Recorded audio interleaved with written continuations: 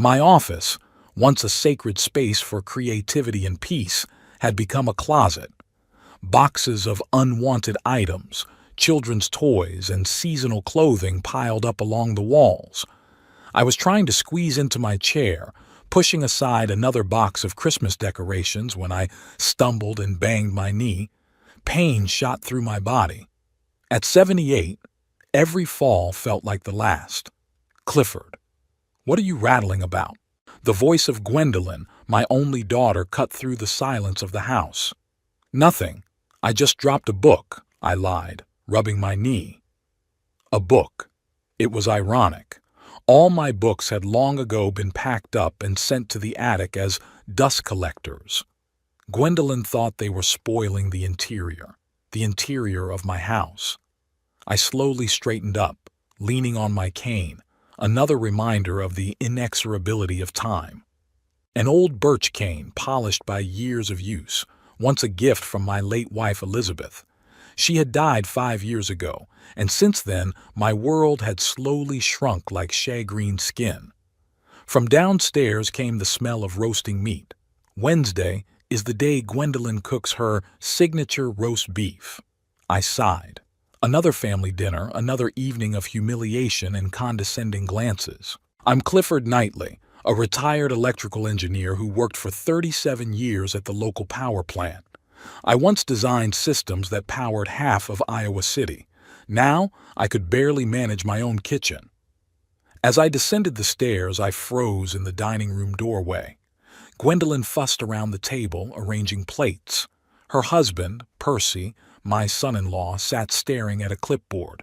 "Ah, there you are," Gwendolyn said without looking up. "Sit down before it gets cold." Percy looked away from the screen and nodded at me. "Hello, old man. Old man. Not Clifford. Not father-in-law. Not even Mr. Knightley. Just old man." I gripped the cane tighter. "Good evening, Percy," I replied, trying to maintain my dignity. Gwendolyn looked like her mother, the same brown hair, the same cut of her eyes. But where Elizabeth had softness, our daughter had only sharp edges and barbed phrases.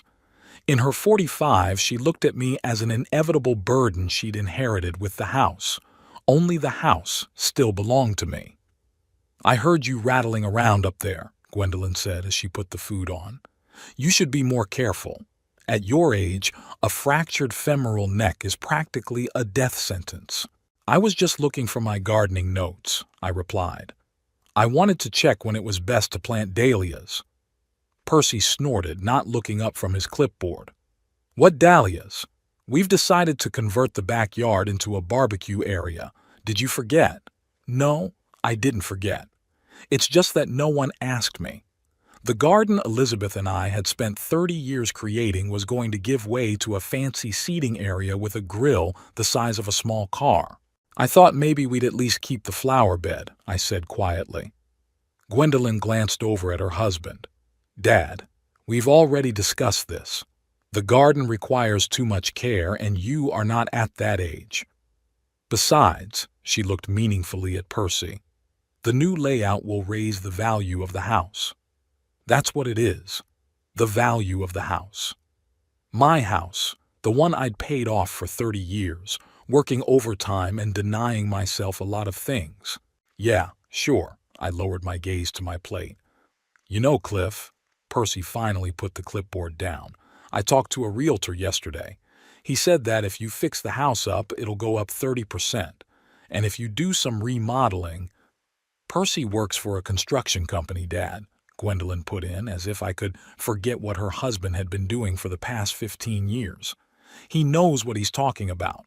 Percy did work for a construction company, a middle manager who never held anything heavier than a stapler. But to hear him tell it, he personally built half the city. "I remember," I nodded. "But the house isn't for sale." "It's not for sale yet," Percy said, putting a piece of meat in his mouth. "But you've got to look to the future. You're not going to live forever." Gwendolyn kicked him under the table, but not discreetly enough. "What Percy means to say," she smiled strainedly, "is that we have to think about the practical side. This house is too big for one person, and the stairs, and the upkeep. I'm coping, I interrupted her. You fell down today, she parried. And last week you forgot to turn off the stove. And remember last month when you lost your keys and we had to call a locksmith? In fact, the keys were found in Gwendolyn's bag 2 days later. She explained that I must have put them there myself and forgotten them. I didn't argue then, and I didn't argue now. All right, I'll be more careful, was all I said. Dinner continued in the same vein. Gwendolyn and Percy discussed plans to modernize my house, occasionally turning to me with questions, the answers to which they were not interested. I felt like a ghost at my own table.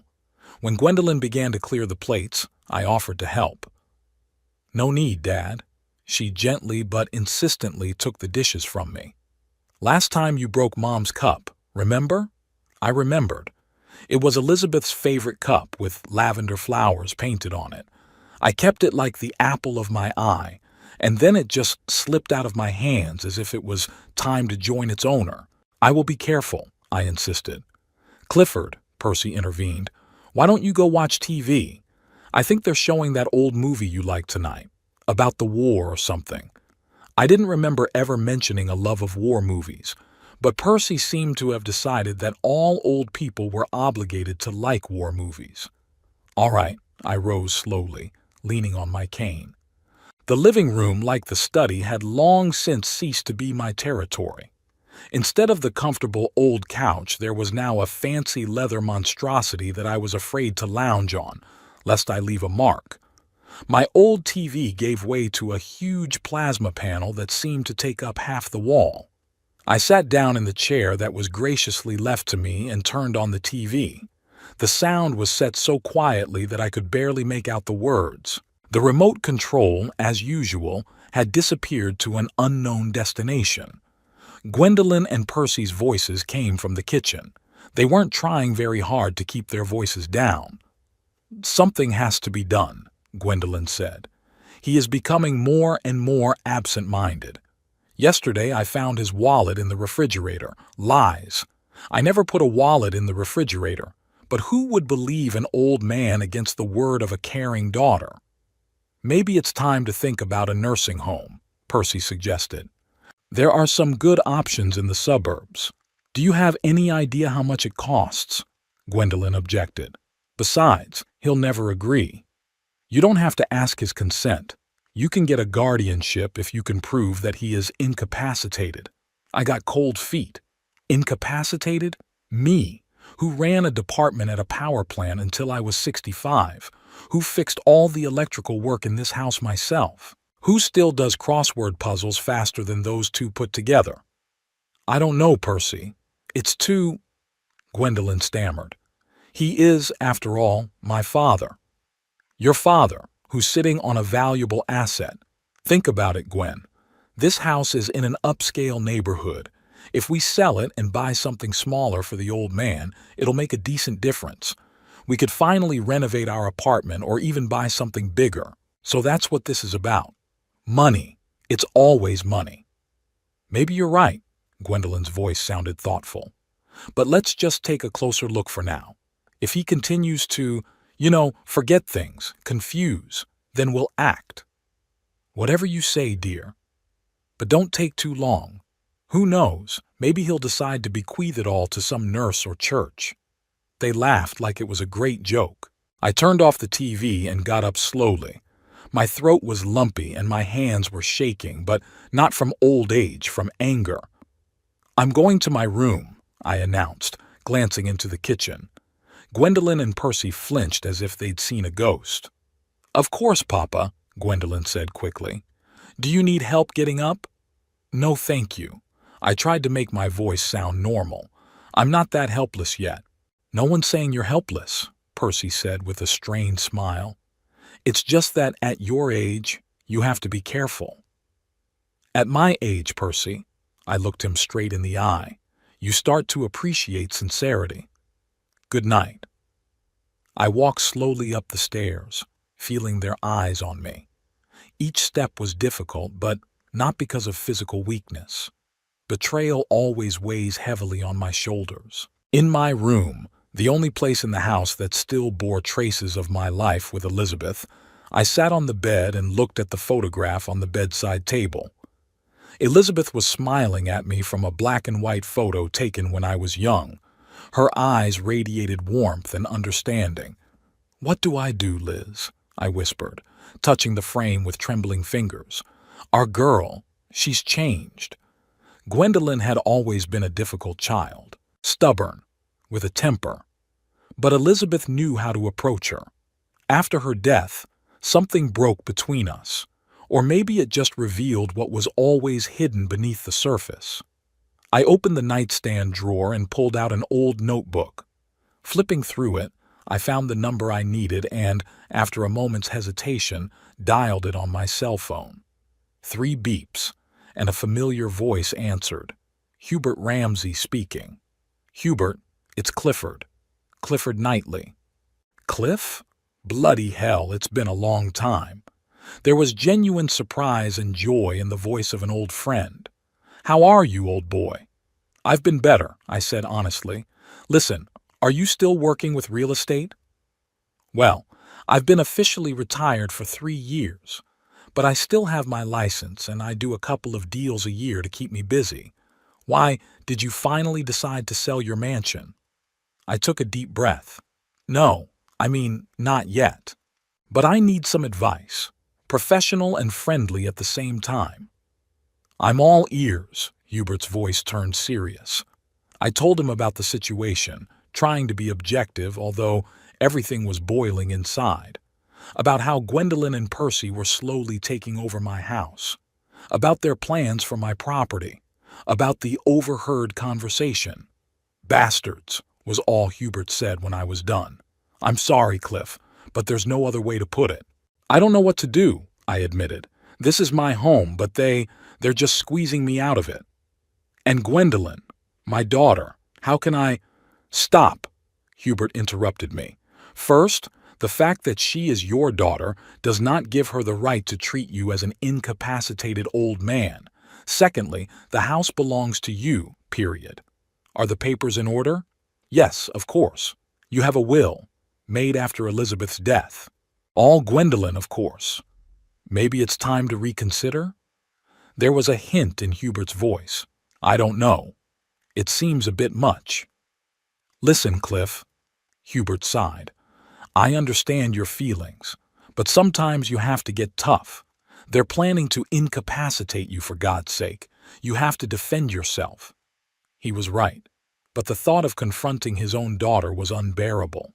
"Let's meet," Hubert suggested. "Tomorrow at Old Joe's. You remember that cafe?" "Sure," I smiled at the memory. Hubert and I used to eat there often when we were both still working. "Great. 1 o'clock. And Cliff, hang in there. You're not alone." I felt a little better after that conversation.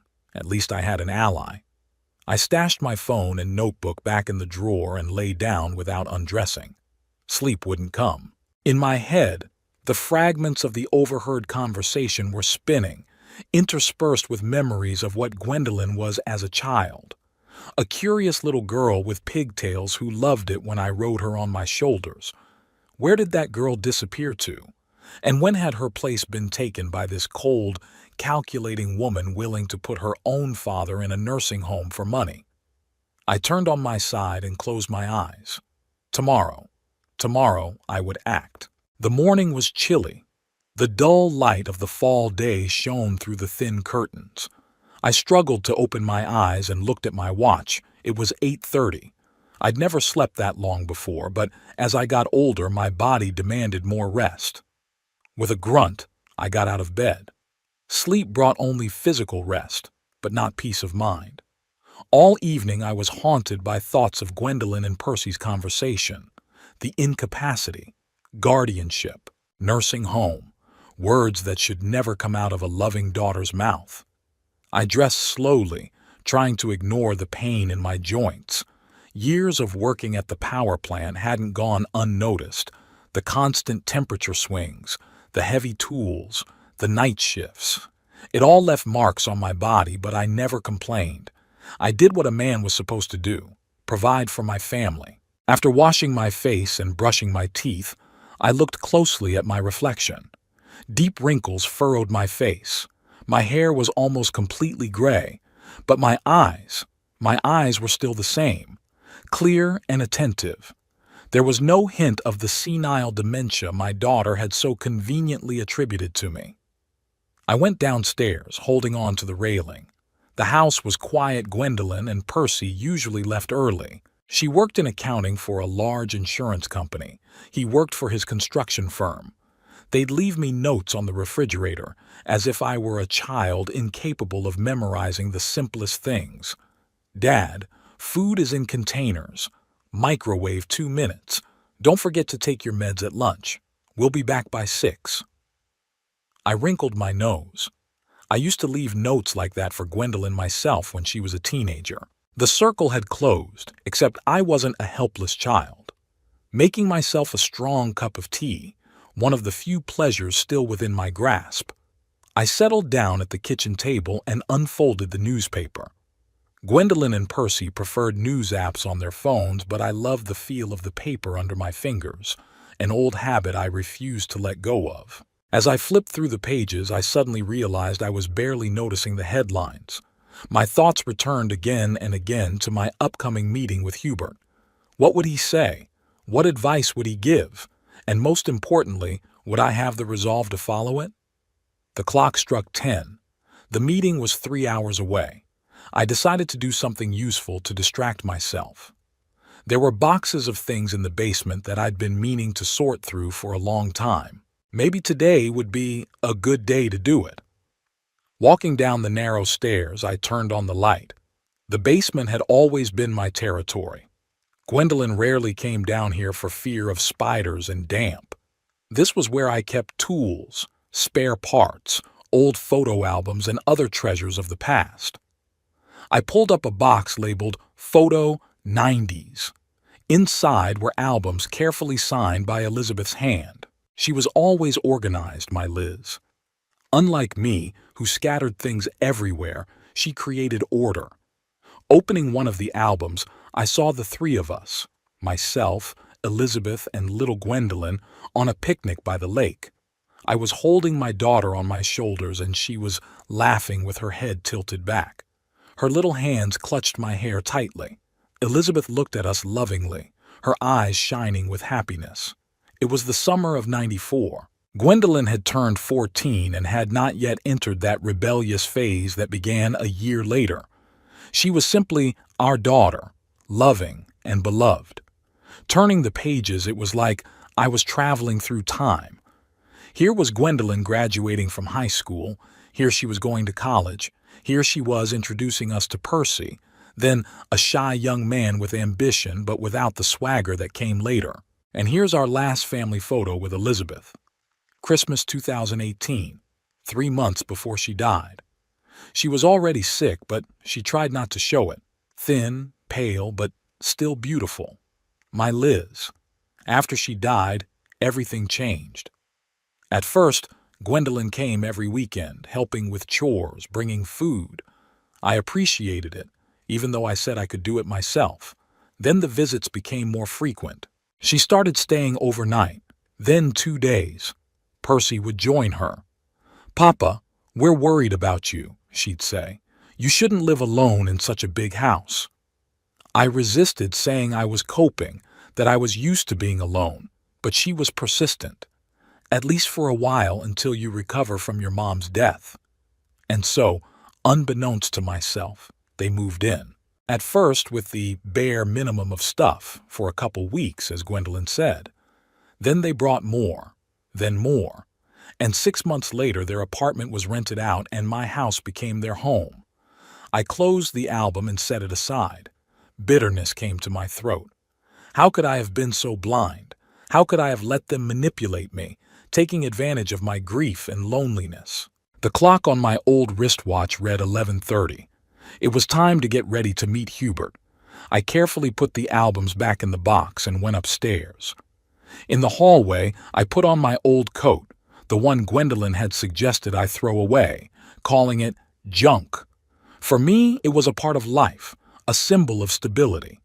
It took almost 40 minutes to get to Old Joe's Cafe. I preferred to walk, despite the pain in my knees. Movement helped keep my mind clear and my muscles strong. Plus, it was another little freedom I was advocating. Gwendolyn thought I should call a cab or ask someone to give me a ride, considering my age. But I stubbornly refused. Hubert was already waiting for me at the corner table. He hadn't changed much in the years we hadn't seen each other.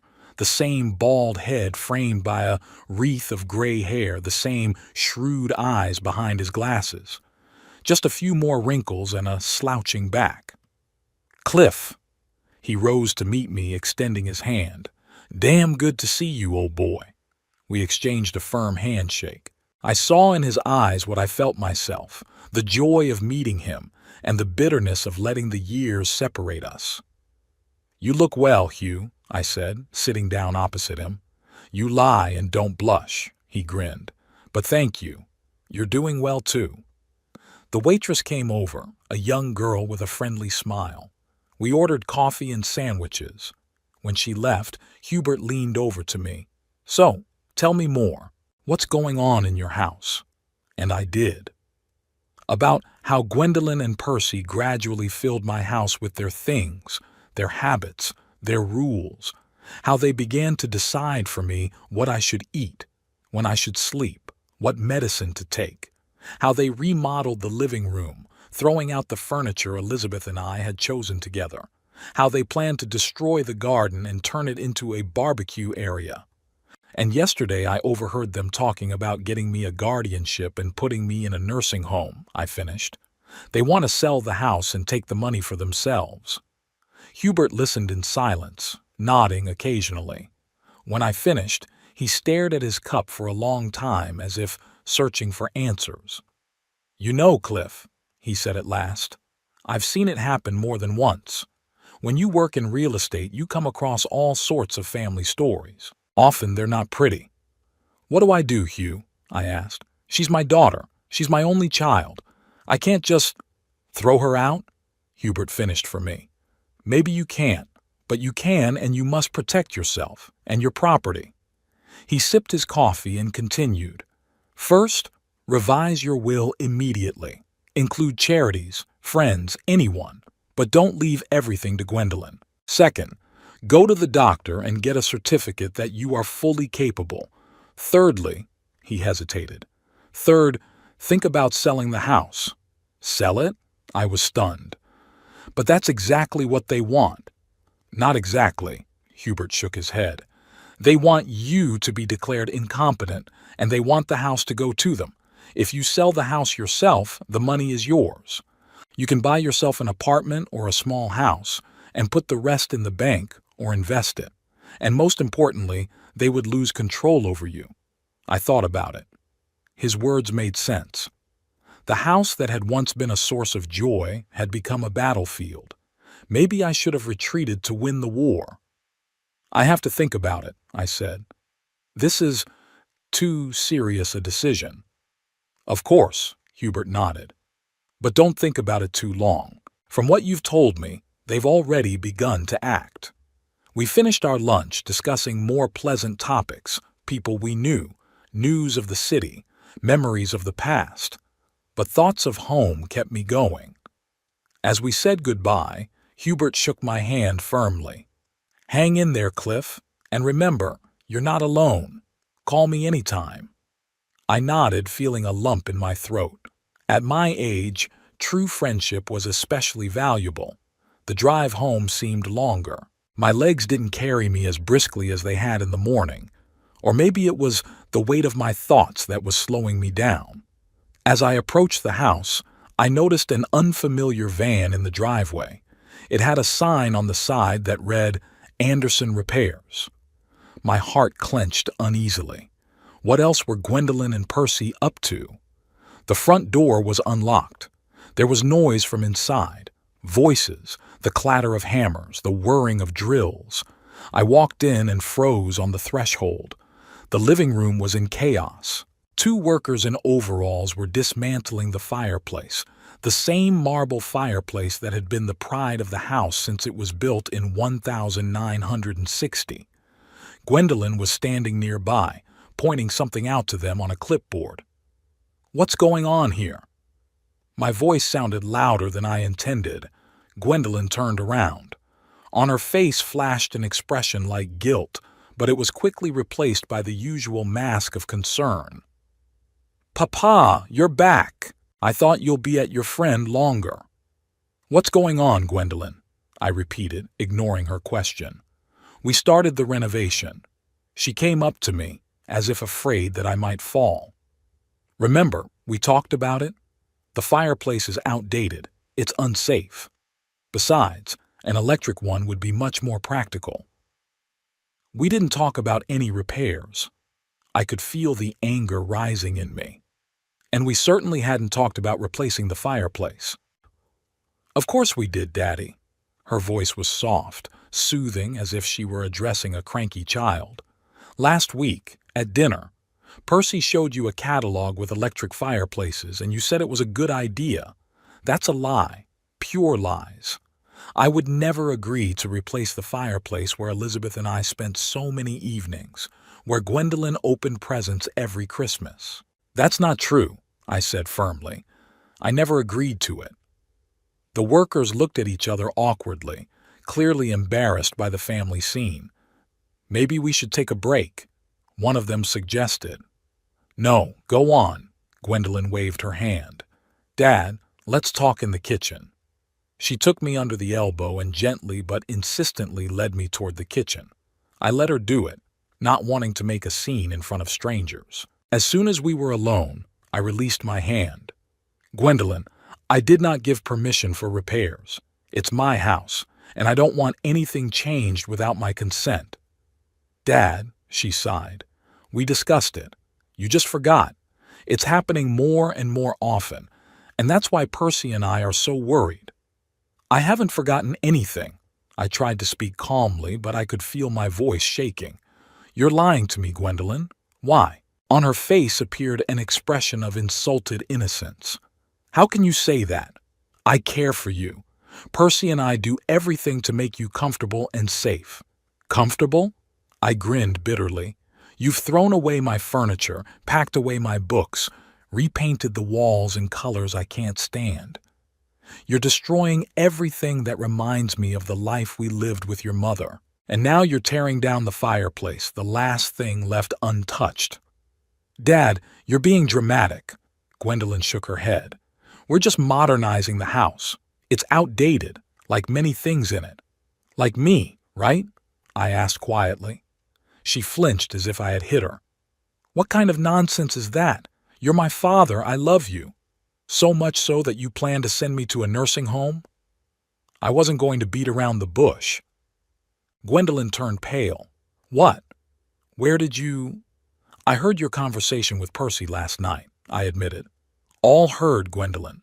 About how you're going to prove my incapacity, get a guardianship, sell the house and buy something smaller for the old man." She opened her mouth, then closed it.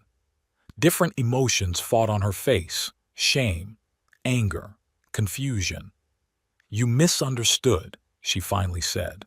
"We were just discussing options if your condition worsened." "My condition is perfectly fine," I cut her off. "And to keep it that way, I want you to stop these repairs immediately. The fireplace will remain in place." "But the workers have already started." "I don't care. Tell them to stop. Now."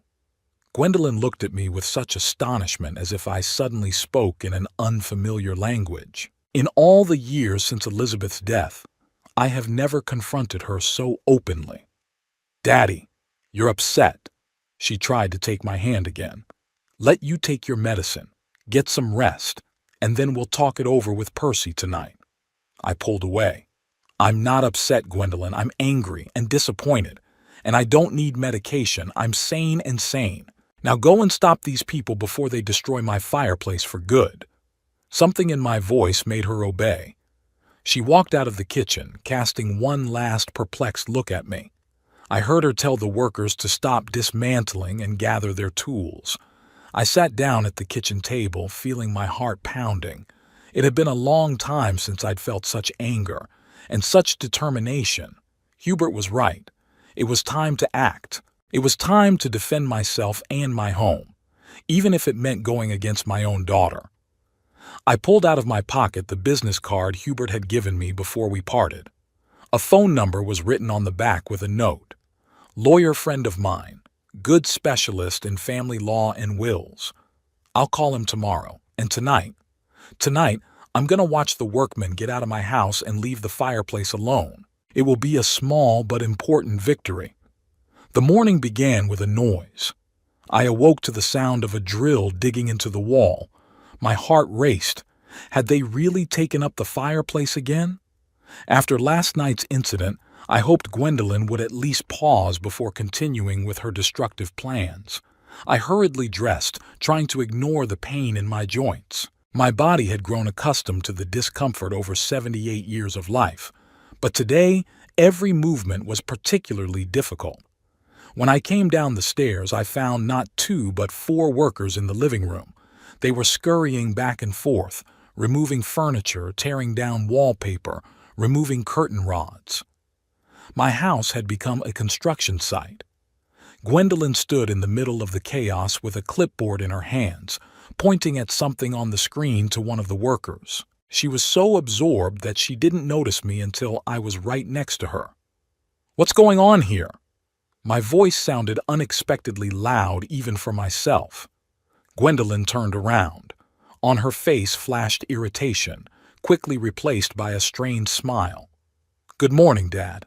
We're starting the renovations, remember? Percy's arranged for the boys to do it to perfection. I told you yesterday that I didn't want any renovations." I tried to keep my voice calm, even though I was seething inside. I asked them to stop the work. "Dad," she lowered her voice, pulling me aside, "we can't stop them. The contract is signed. The materials have been purchased. Percy has put serious money into this." "Without my consent," I reminded her. "This is my house, Gwendolyn. Mine." "Of course it's yours." She patted my hand condescendingly, like a child. "No one says otherwise. But you want us all to be comfortable living here, don't you?" "The fireplace is perfectly fine," I retorted. "I used to check it every fall until you told me not to." "Dad, it's dangerous at your age." Her tone turned patronizing. "We're worried about you." "Worried enough to go behind my back?" I felt my anger rising in a wave. "I didn't authorize the repairs. I demand that these people leave my house immediately." One of the workers, a stout man in his 40s, shifted uncomfortably from foot to foot, obviously having heard our conversation. "Ma'am, if there's a problem," he began. "No problem, Ray," Gwendolyn cut off. "Go on with your work. My father is just a little confused." "I'm not confused," I resented. "I'm in a complete mind and demand to stop destroying my house." Gwendolyn took a deep breath, clearly trying to remain patient. "Dad, let's talk in the kitchen." She tried to take me under the elbow, but I pulled away. I was no longer going to let her treat me like a helpless old man. "No, Gwendolyn, we'll talk here and now, and solve everything in front of witnesses." I nodded toward the workers.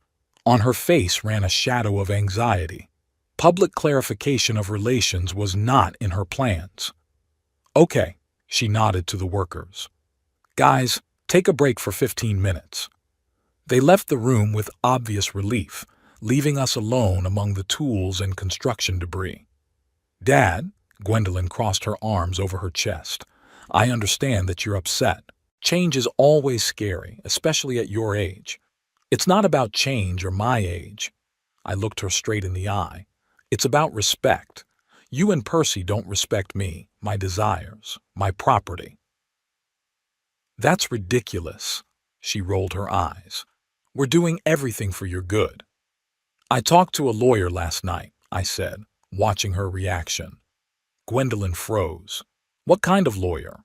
"A good one." I allowed myself a small smile.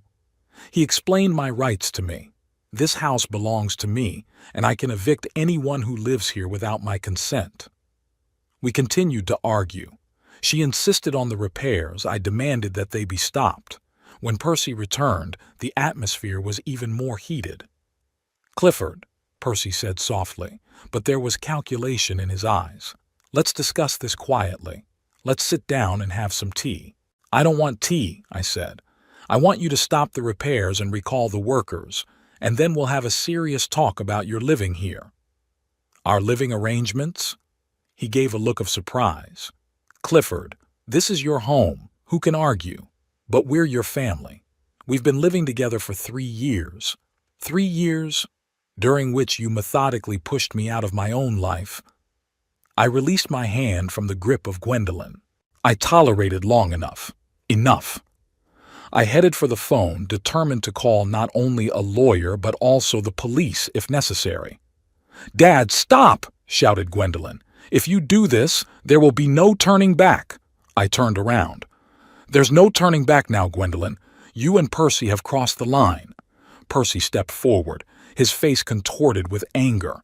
"Listen, old man," his tone changed, becoming rough and threatening. "You don't realize what you're getting into.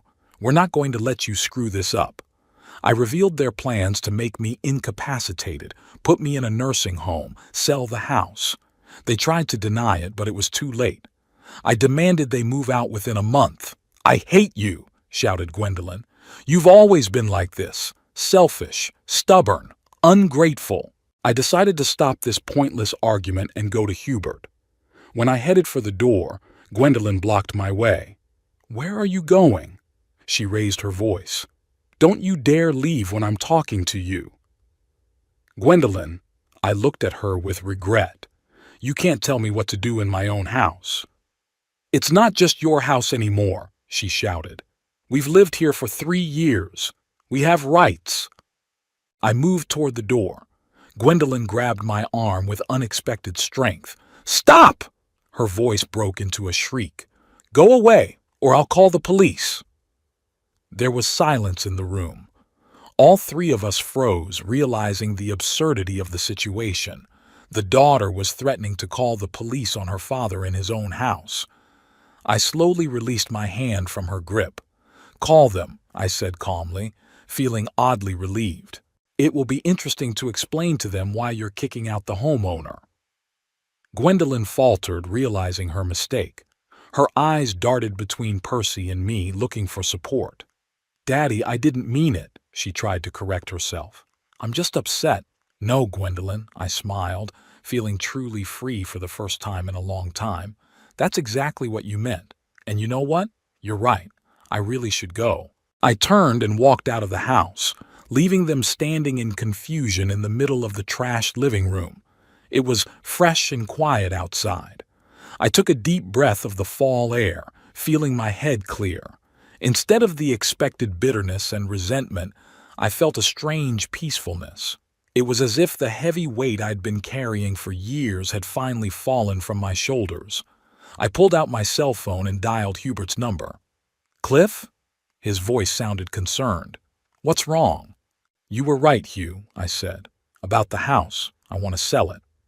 I told him briefly what had happened, about the renovations, about the fight, about how Gwendolyn threatened to call the police.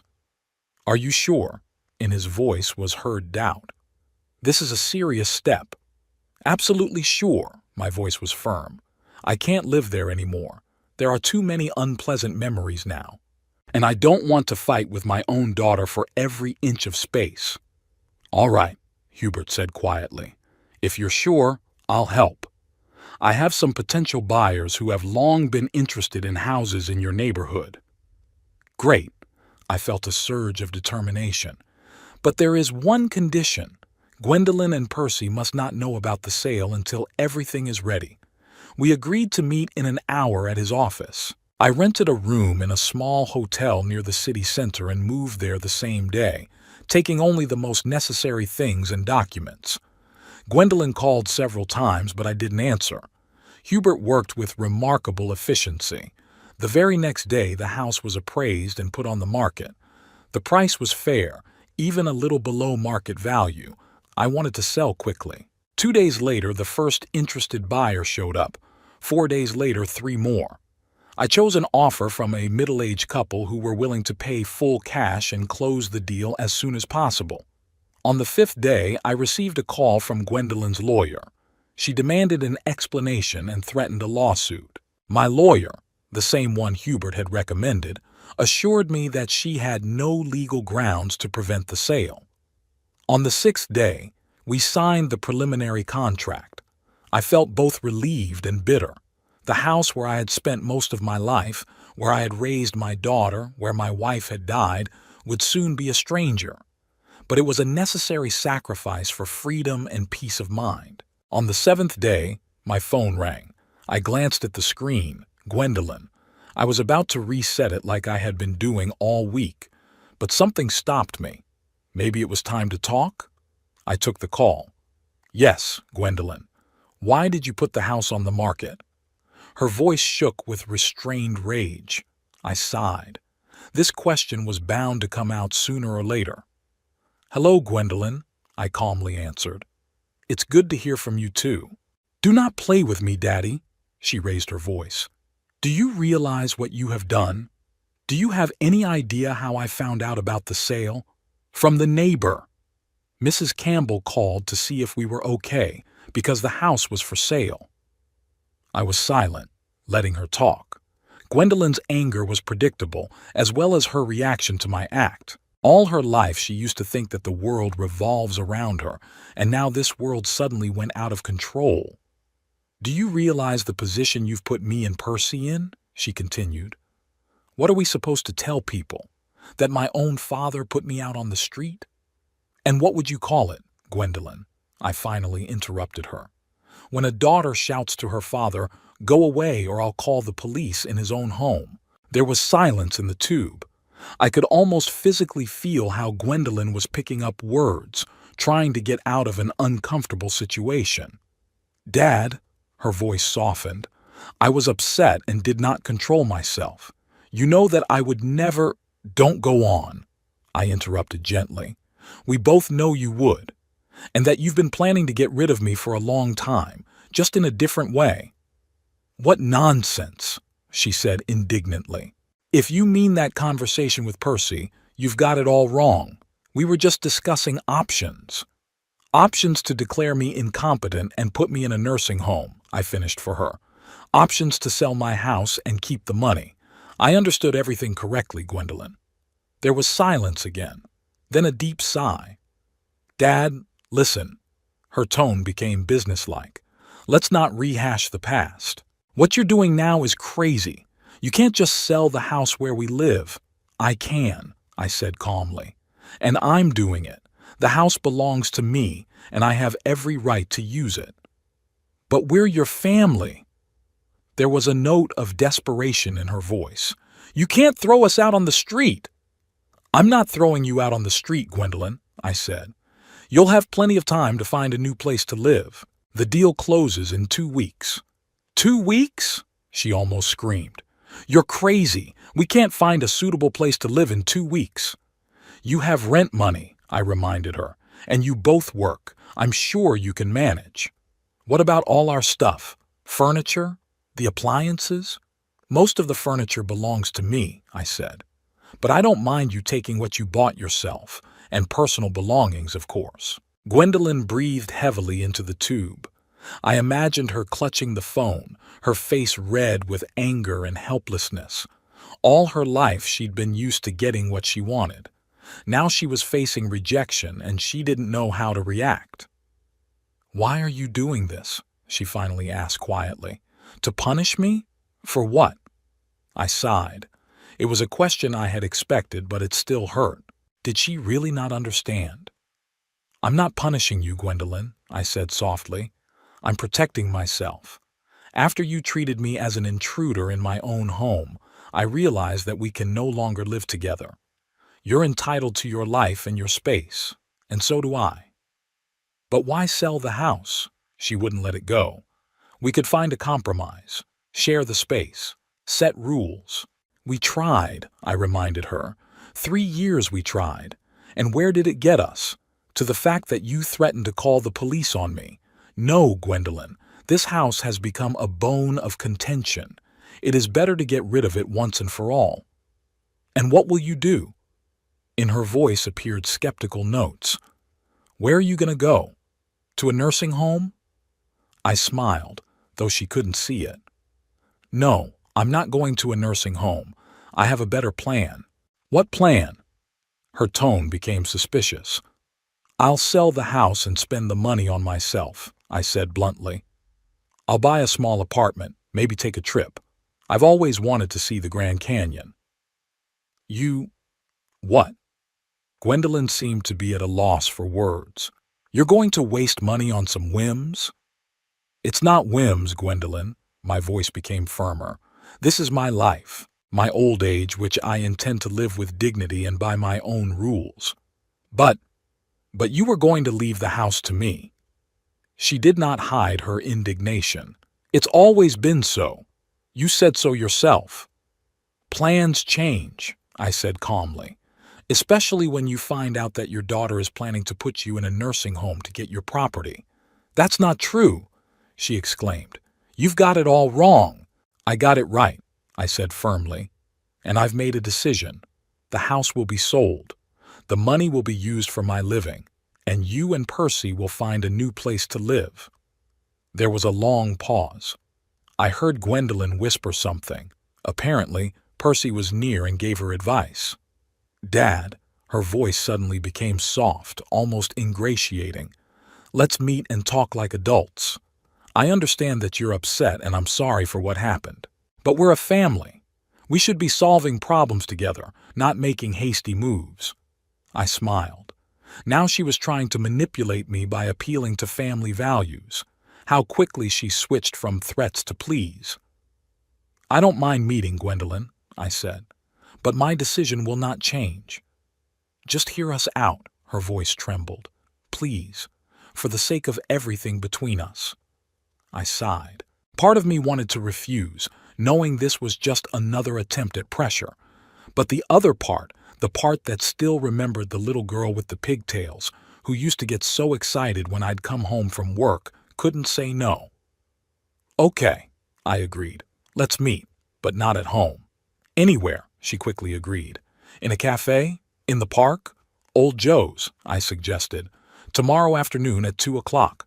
Great, she sounded hopeful. Thanks, Dad. I knew you'd understand.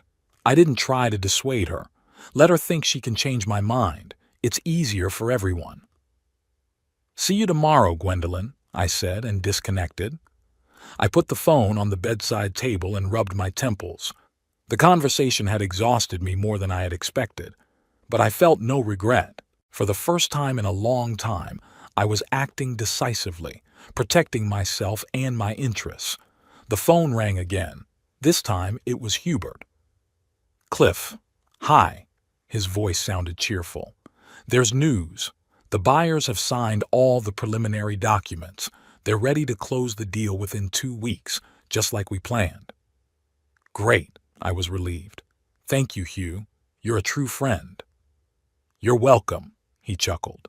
I'm just doing my job. By the way, have you decided where you're going to live after the sale? I wondered. I'd looked at several apartments this week, but none of them were to my liking. They were all too modern, too impersonal, too characterless. Not yet, I admitted, but there was plenty of time. Actually, Hubert's voice became thoughtful. I have an idea. Remember my house? There's an outbuilding with a separate entrance. I've been using it as an office, but I could convert it into living quarters. If you want, of course. I was touched by his offer. Thank you, Hugh, but I don't want to embarrass you. What embarrassment?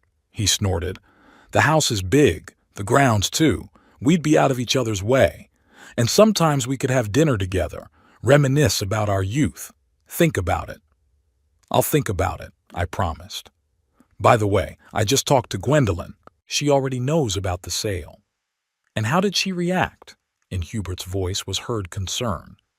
As expected, I sighed. First anger, then attempts at manipulation. We agreed to meet tomorrow. Be careful, Hubert warned.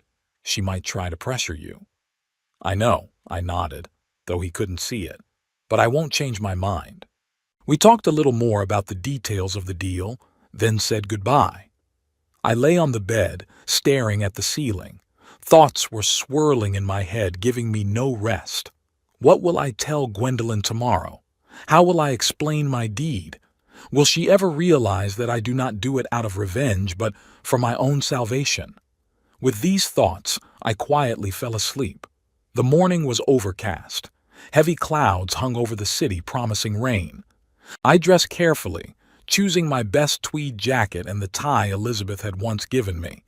I wanted to look solid and confident for my meeting with my daughter. I arrived at Old Joe's Cafe early. Hubert had insisted on attending the meeting and was now sitting at a neighboring table pretending to read the newspaper. We had agreed that he would not interfere unless the situation got out of hand. Gwendolyn was 15 minutes late. She entered the cafe with Percy, both looking tense. When she saw me, Gwendolyn smiled strangely and made her way to my table. "Daddy," she leaned over and kissed my cheek, a gesture she hadn't done in years. "How are you?" "Not bad," I nodded at her and Percy. "Sit down." They sat down across from me. Gwendolyn looked tired, shadows under her eyes. Percy, on the other hand, seemed collected and determined. "You look well," Gwendolyn said. "This hotel suits you." "I can't complain," I shrugged. "It's quiet, clean, and no one tries to remodel my room without my consent." Gwendolyn flinched at that little jab, but quickly pulled herself together. "Papa, we didn't come here to quarrel," she said conciliatingly. "We want to find a solution that will satisfy everyone." I nodded. "I'm listening." Percy cleared his throat and stepped forward. "Clifford, we realize that the situation has gotten out of hand," he began in a businesslike tone. "And we admit our share of the blame. Perhaps we have been too persistent in our repair plans." "Perhaps?" I raised an eyebrow. "Okay, we were wrong," Gwendolyn intervened. "We should have discussed all the changes with you, and I regret what I said. I would never have called the police, you know that. I looked at her, and I didn't see a grown woman. I saw a little girl lying about a broken vase. Same running eyes, same nervous hand movements." "What do you suggest?" I asked bluntly. Gwendolyn glanced at Percy, and he nodded as if giving her permission to speak. "We're offering a compromise," she said. "Cancel the sale of the house. We'll put it back the way it was. No renovations without your consent. Your office will be all yours, and we can even find another place if you need more space." I listened intently, noting how carefully she chose her words. No concrete promises, no guarantees, just vague suggestions that could easily be broken later. "What about your plans to declare me incompetent?" I asked bluntly. Percy turned pale.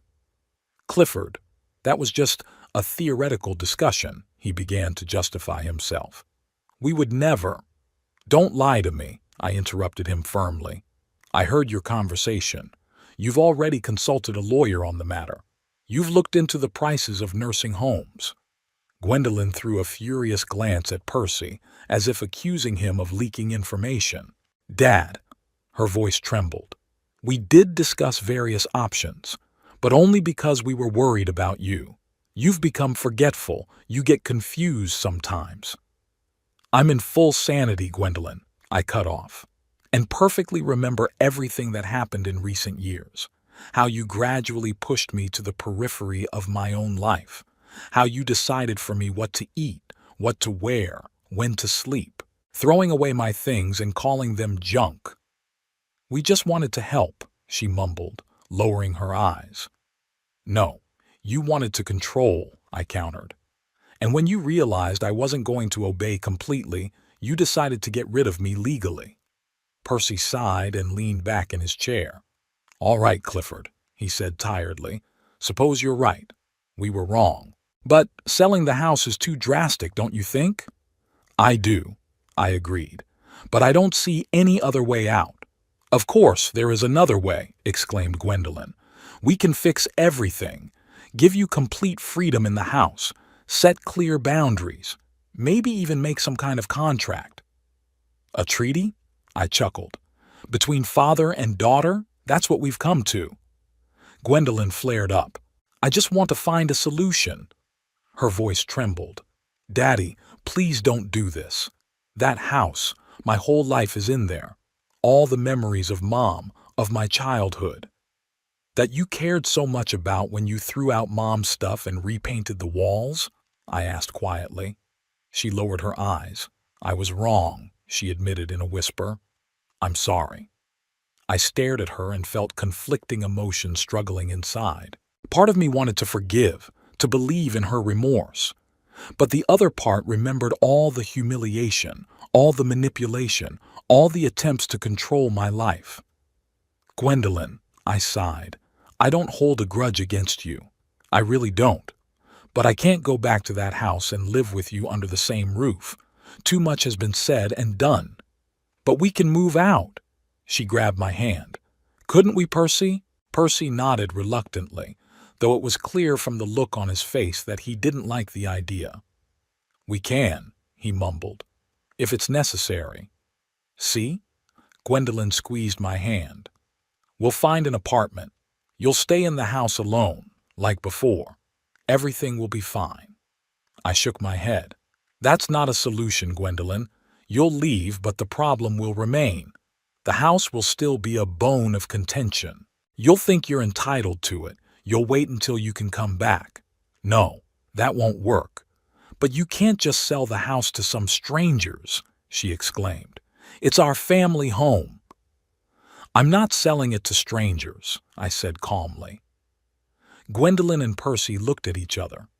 What do you mean? Percy asked suspiciously. I smiled and nodded toward the neighboring table where Hubert was sitting. I'm selling the house to an old friend of mine, Hubert Ramsay. Hubert, hearing his name, put the newspaper aside and waved at us. Gwendolyn stared at him, then back at me. What? She looked stunned. To this old man? This old man, as you put it, has been a friend of mine for almost 50 years, I said reproachfully. And yes, he's buying the house. Percy frowned. Wait, this is the realtor who's handling the sale? That's a conflict of interest. It's illegal. It's not illegal, I said calmly. Hubert is acting as a private citizen, not as a realtor in this transaction. It's done through another agency. Everything is perfectly legal. Gwendolyn looked at me with wide-open eyes. But why? She seemed unable to understand. Why are you selling the house to your friend and not to us? Because you don't have the money to buy it, I said bluntly, and because Hubert offered me an interesting option. What kind of opportunity? Percy sounded incredulous. I looked at Hubert and he nodded, letting me know I could reveal our plan. Hubert's buying the house and I'm going to live in an annex on his property, I explained. A separate dwelling with its own entrance. Complete independence, but with someone I trust nearby. Gwendolyn turned pale. You planned all this, she whispered, from the very beginning. No, I shook my head. The plan was born when I decided to sell the house. Hubert offered to help me, and I accepted. And you're just going to leave us homeless? There was a hysterical note in her voice. Your own daughter? You have rent money, I reminded her. And 2 weeks to find a new place to live. That's more than enough. We'll sue, Percy suddenly blurted out. We'll contest the sale. We have rights as tenants. I looked at him calmly. You're living in the house with my permission, without a lease. You have no legal rights to the property. You can consult a lawyer if you don't believe me. Percy clenched his fists, his face flushed with anger. You'll regret this, old man, he hissed. Percy! Gwendolyn pulled him back. No, let him speak. I looked him straight in the eye. Let him say what he really thinks, without pretense or manipulation.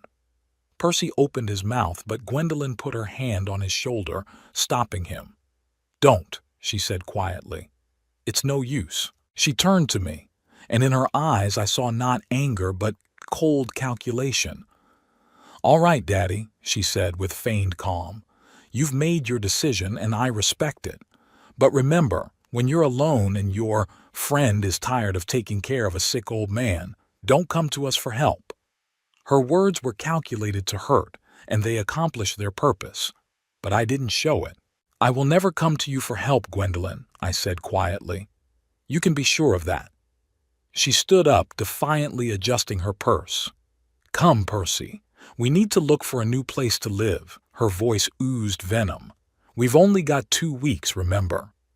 Percy stood up too, giving me one last hateful look. "You're going to regret this," he said again. "Maybe," I agreed. "But I'd rather regret what I've done than what I haven't done." They left the cafe without looking back. Hubert moved immediately to my table. "Well, it could have been worse," he said, trying to lighten the mood. I sighed. "It could have been," I agreed, "but it doesn't make it any easier." The day of the closing was surprisingly sunny and warm for mid-autumn. It was as if nature itself approved of my decision, giving me one last piece of summer. I stood in front of the notary's office looking at the old red brick building in the center of Iowa City. Here, behind these walls, an important chapter of my life would end today and a new one would begin. Hubert pulled up at 10 o'clock sharp, just as we'd agreed. His old Buick had been freshly washed and polished, so he must have felt the solemnity of the moment. "Ready, Cliff?"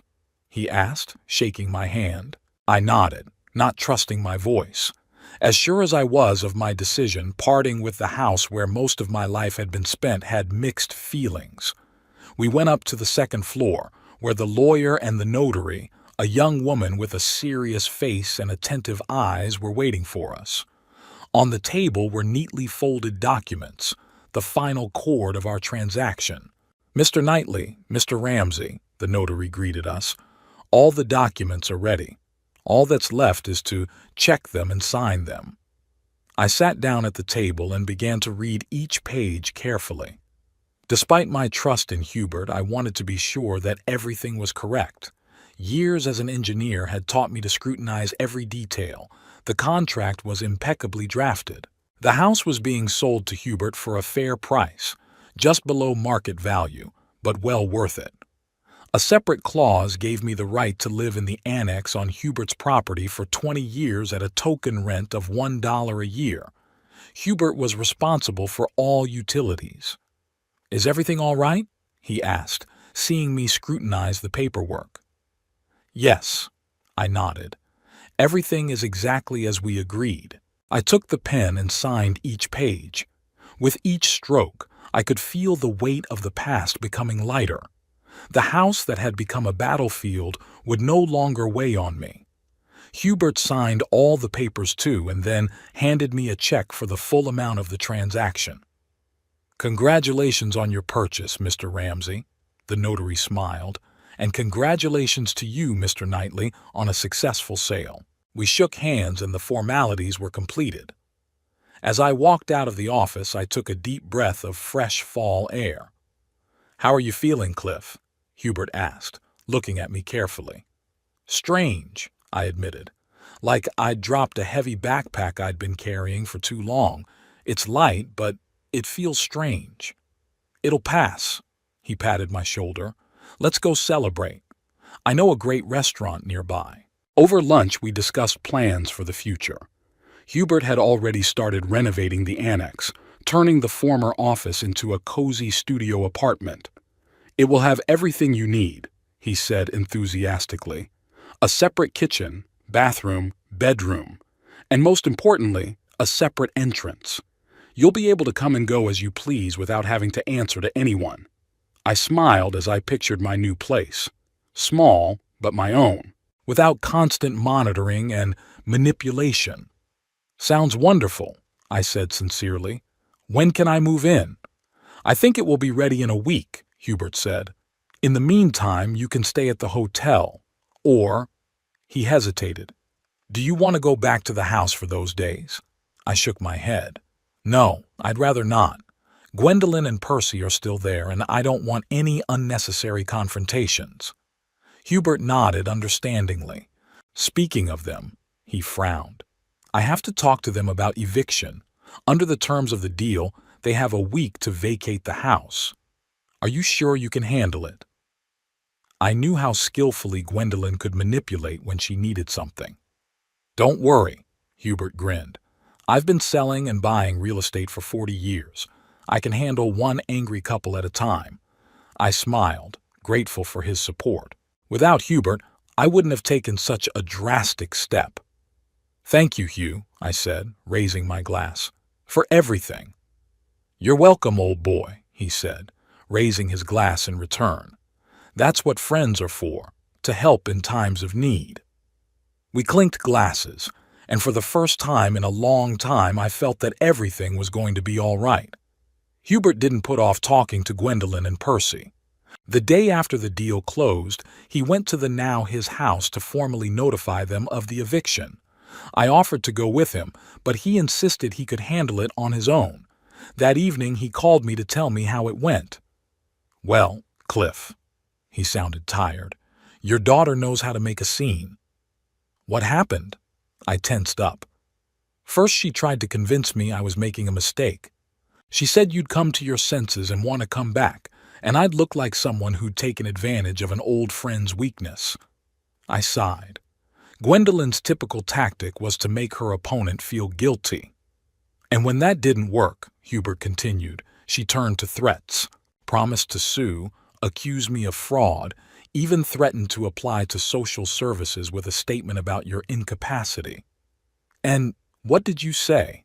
I asked, feeling my heart clench at the thought that my own daughter was willing to go that far.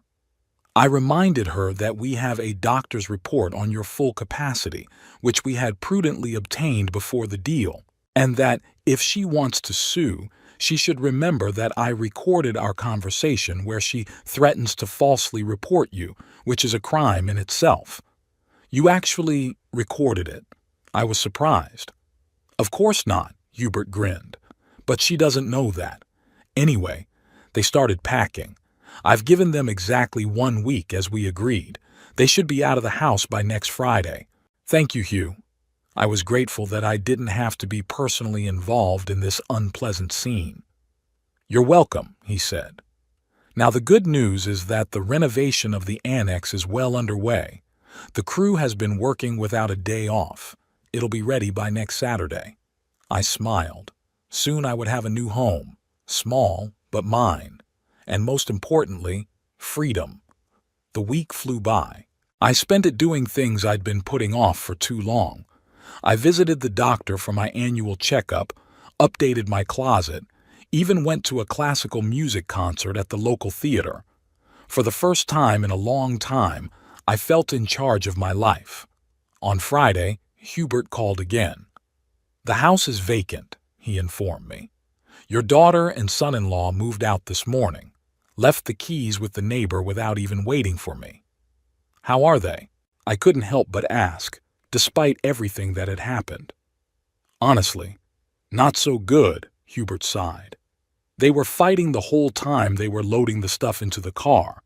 I could hear Percy blaming Gwendolyn for not being able to keep you under control, and her yelling that he was a worthless husband who couldn't even provide her with a decent place to live. I closed my eyes, visualizing the scene. Somewhere deep inside, I felt sorry for Gwendolyn. Despite everything she had done, she was still my daughter. Did they say where they were going? I asked. No, Hubert answered, but from what I'd heard, they'd rented an apartment in a high-rise on the outskirts of town. Not the most upscale neighborhood, if you know what I mean. I did. After a spacious house in a nice neighborhood, it was a serious downgrade, especially for Percy, who was always so concerned with the appearance of success. Don't worry about them, Cliff, Hubert added as if reading my mind. They're adults. They'll be fine. I know, I sighed. I just can't help but think that maybe I was wrong as a father somewhere. Come on, Hubert sounded confident. You were a good father. What she did to you says more about her than it does about you. I smiled gratefully, though he couldn't see it. Thank you, Hugh. You're a true friend. You're welcome, he chuckled. Now, the good news is that your new apartment is almost ready. The last of the furniture will be installed tomorrow and you can move in. Great. I felt a rush of enthusiasm. I'm ready. The next morning, Hubert picked me up at the hotel.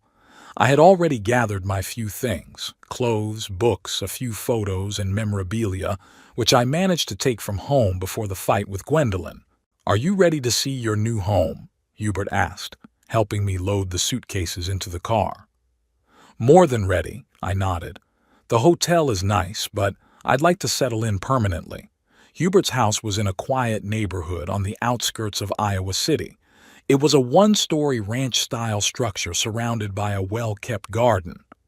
To the side of the main building was an annex, my future home. Here we are, Hubert stopped the car at the gate. Welcome home, Cliff. We walked down the tiled driveway past a bed of the last of the fall flowers. The outbuilding looked like a miniature house, with a separate entrance, a small porch, and even a small garden. I thought I'd set aside a part of the garden just for you, Hubert explained, noticing my gaze. I know how much you like to tinker with plants. I was touched by his concern. Thank you, Hugh. It means a lot to me. He smiled and opened the door, letting me through.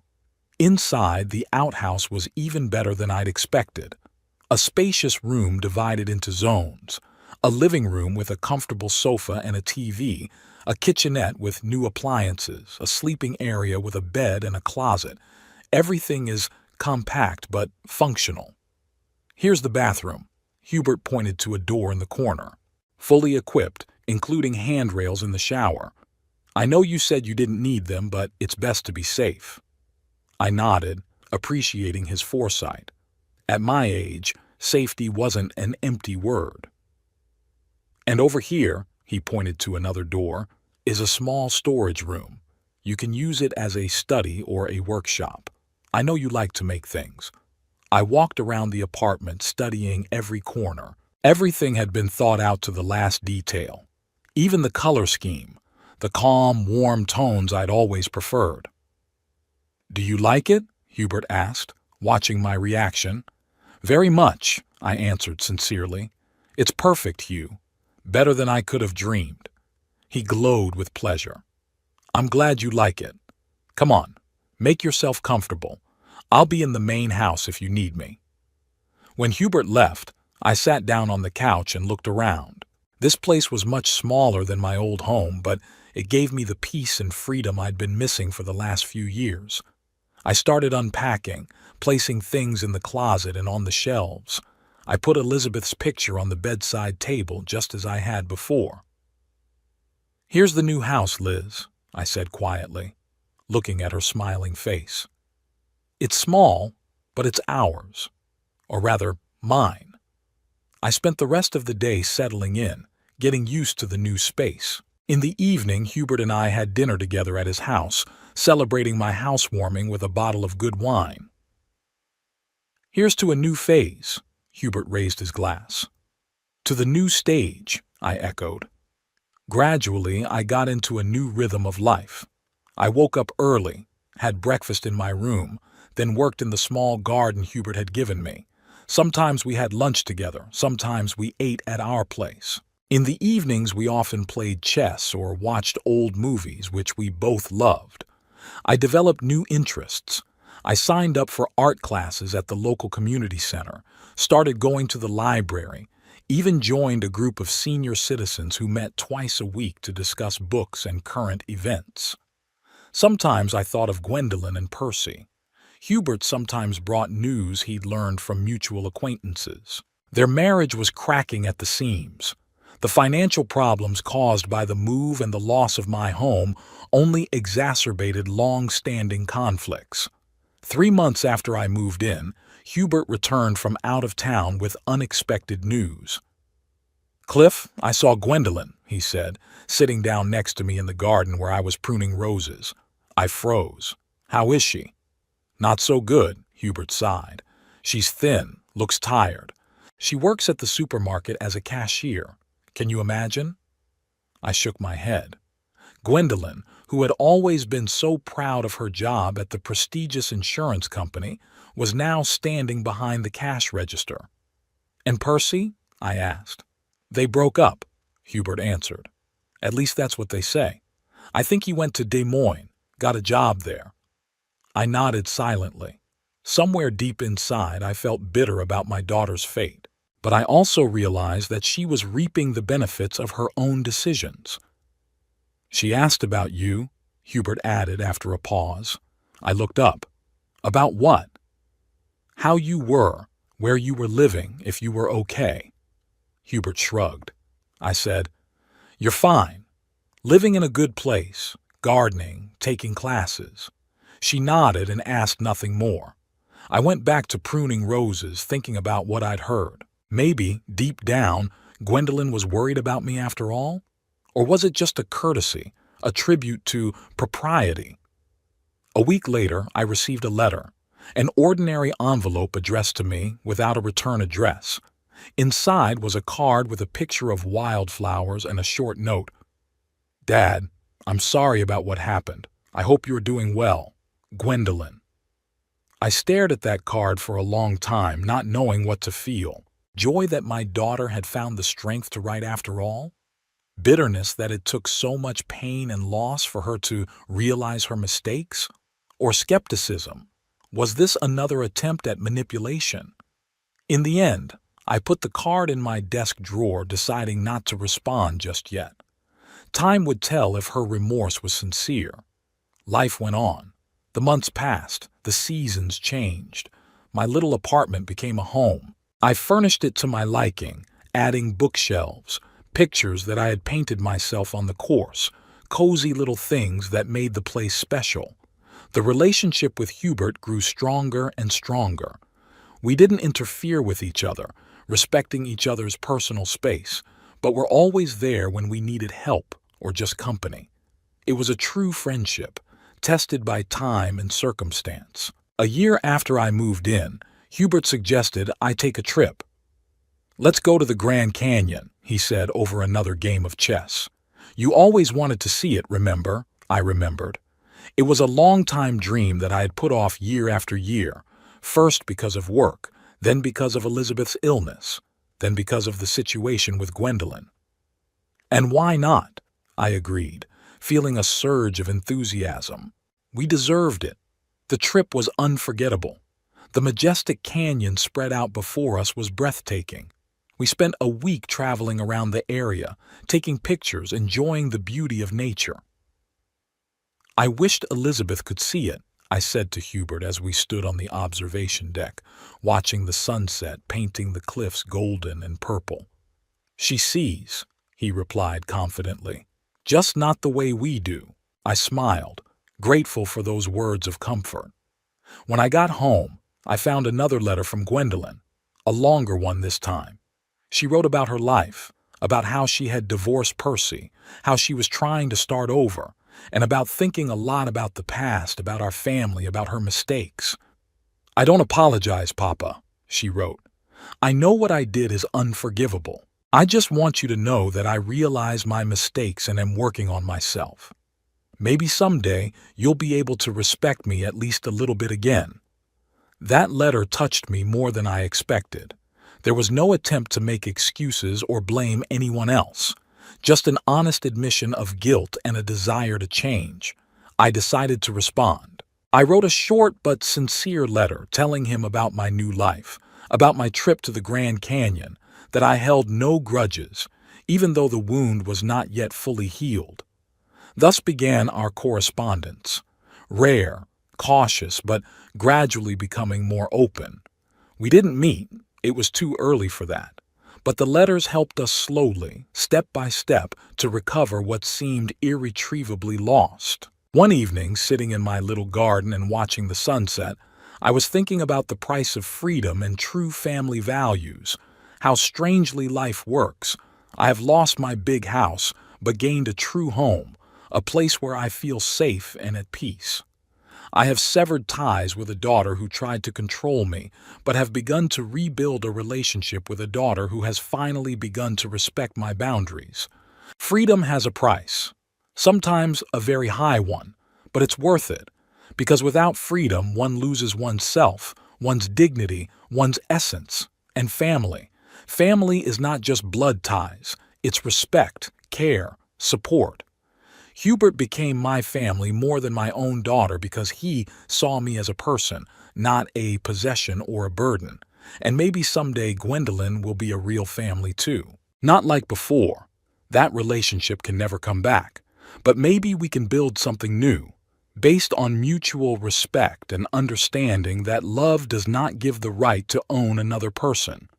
In the meantime, I have my little apartment, my garden, my books and paintings. I have the freedom to come and go when I want, to eat what I love, to do what brings me joy. I have a friend who understands and supports me, and, most importantly, I have a sense of self-worth that I almost lost in the pursuit of a phantom family fortune. I looked at the sunset and smiled. Life goes on, and there's so much more to it. And I intend to live it in my own way until the last day.